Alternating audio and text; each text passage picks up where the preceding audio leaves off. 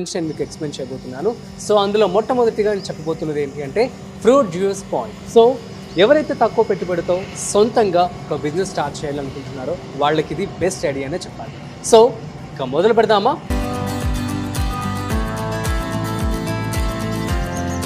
Fruit juice point. So fruits juice అన్నది always ఎల్లప్పుడూ కూడా ఒక మంచి బిజినెస్ అనే చెప్పొచ్చు. ఎందుకంటే సీజన్కి సంబంధించి అండ్ ఒక్కొక్కసారి సీజన్స్ కూడా సంబంధం లేకుండా ఇప్పుడు అందరూ కూడా ఆసక్తి చూపిస్తున్నారు జ్యూస్ తీసుకోవడంలో. ఎందుకంటే పెరుగుతున్నటువంటి కాలుష్యమే కావచ్చు, లేదంటే పెరుగుతున్నటువంటి వాతావరణం కావచ్చు, వీటన్నిటికీ సంబంధించి అందరూ కూడా హెల్త్ గురించి మంచి కేర్ అయితే తీసుకుంటున్నారు. అందుకని చెప్పి ఈ ఫ్రూట్ జ్యూస్ పాయింట్ ఎవరైతే తక్కువ పెట్టుబడితో చేయాలి అని అనుకుంటున్నారో వాళ్ళకి ఒక బెస్ట్ ఆప్షన్ అని చెప్పొచ్చు. ఇక ఈ ఫ్రూట్ జ్యూస్ పాయింట్కి సమ్మర్లో మంచి గిరాకీ ఉంటుంది.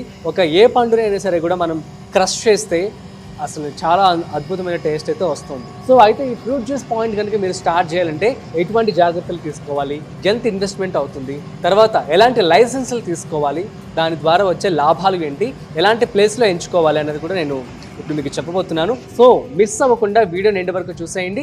నమస్తే, welcome to freedom of business Telugu YouTube channel. నేను మీ రాజీ పసుపులేటి. మొట్టమొదటిగా దీనికి 1,50,000 రూపాయల నుంచి 2,00,000 రూపాయల వరకు ఖర్చు అవుతుంది. సో కేవలం 1,50,000 రూపాయలు పెట్టుకుంటే మీరు ఈ బిజినెస్ని స్టార్ట్ చేసేయవచ్చు. నెలకి మీరు ఈజీగా 50,000 నుంచి 60,000 రూపాయల వరకు, లేదంటే లక్షల్లో కూడా మీరు సంపాదించవచ్చు మీ యొక్క గిరాకీని బట్టి, మీ యొక్క ప్రోడక్ట్ వాల్యూని బట్టి కూడా. సో మొట్టమొదటిగా మీరు చూసుకోవాల్సింది ఏంటంటే ప్లేస్ ఈజ్ మోర్ ఇంపార్టెంట్. ఎందుకంటే బాగా రద్దీగా ఉన్న ప్లేసెస్లో కనుక మీరు పెట్టుకున్నట్లయితే మంచి రాబడి అయితే ఉంటుంది. అండ్ ఆల్సో మీరు ఒక గవర్నమెంట్ ఆఫీస్ కానీ, లేదంటే స్కూల్ కానీ, కాలేజ్ కానీ, అండ్ ముఖ్యంగా జిమ్ ప్లేసెస్ ఉంటుంది కదా, స్పోర్ట్స్ జిమ్ ఇన్స్టిట్యూషన్స్ ఉంటాయి కదా, అక్కడికి వెళ్ళి మీరు ఈ యొక్క బిజినెస్ స్టార్ట్ చేస్తే బాగా సేల్ అవుతాయి. అట్లాగే మార్కెట్ ఏరియా, సపోజ్ ఒక మార్కెట్, ఒక రైతు బజార్ లాంటి కైండ్ ఆఫ్ థింగ్ ఏదైనా ఉన్నా కూడా అక్కడ జనాలు రద్దీగా ఎక్కువ ఉంటారు కాబట్టి అక్కడ కూడా మీ యొక్క బిజినెస్ని మీరు పెట్టుకోవచ్చు. సో ప్లేస్ ఎందుకు ముఖ్యం అంటున్నానంటే, ప్లేస్ కనుక డిమాండ్, జనాలు కనుక ఎక్కువ తిరుగుతున్నారు, యూత్ కూడా బాగా ఉంటున్నారు అనుకోండి, సో మీకే ఈజీగా ఇన్కమ్ వస్తుంది అనమాట. సో ఈ విధంగా మనం ప్లేస్ అయితే సెలెక్ట్ చేసుకోవాల్సి ఉంటుంది. ప్లేస్లో ఏంటి అంటే మీకు రెంట్ అయినా తీసుకోవచ్చు, లేదంటే ఓన్ ఉంటే ఇంకా బెటర్ అవుతుంది. సో రెంట్ ఒకవేళ రద్దీ ప్లేసెస్లో తీసుకున్నట్లయితే దానికి రెంట్ పే చేయాల్సి ఉంటుంది. అండ్ ఒకవేళ ఓన్ కనుక షాప్ మీరు కొనుక్కోగలిగి, లేదంటే ఆ ప్లేస్లో కనుక ఆ ప్లేసే మీదే అనుకోండి, ఇంకొంచెం బెనిఫిట్ అయితే మీకు ఉంటుంది అనమాట. నెక్స్ట్ వచ్చేసి రిజిస్ట్రేషన్స్. సో మనం ఈ యొక్క ఫ్రూట్ జ్యూస్ పాయింట్ స్టార్ట్ చేయాలంటే ఎక్కడ రిజిస్ట్రేషన్ చేసుకోవాలి, సో ఎంత ఖర్చు అవుతుంది అది నేను మీకు చెప్తాను. సో దీనికి బేసిక్గా మీరు మున్సిపాలిటీ వాళ్ళ దగ్గర నుంచి ఒక పర్మిషన్ తీసుకుంటే సరిపోతుంది. ఆ తర్వాత ఫుడ్ సేఫ్టీ FSSAI.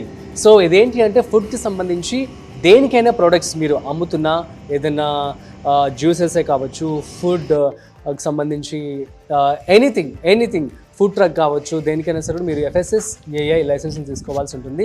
ఇది మీకు సంవత్సరానికి వచ్చేసి 5,000 రూపాయల నుంచి 10,000 రూపాయల వరకు ఖర్చు అయితే అవుతుంది. మీరు 3,000 రూపాయల నుంచి కూడా బేసిక్ స్టార్ట్ అవుతుంది. సో 3,000 నుంచి 10,000 లోపే మీకు ఉంటుంది.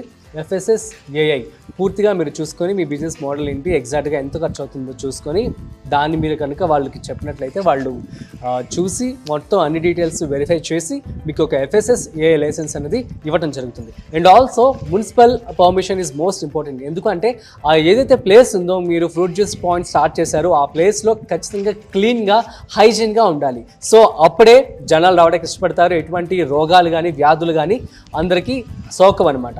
సో అట్లా చూసుకొని వాళ్ళు ఖచ్చితంగా ఆ ప్లేస్ అండ్ క్లీన్గా ఉంది అంటేనే ఫుడ్ సేఫ్టీ అధికారులు కూడా మున్సిపల్ పర్మిషన్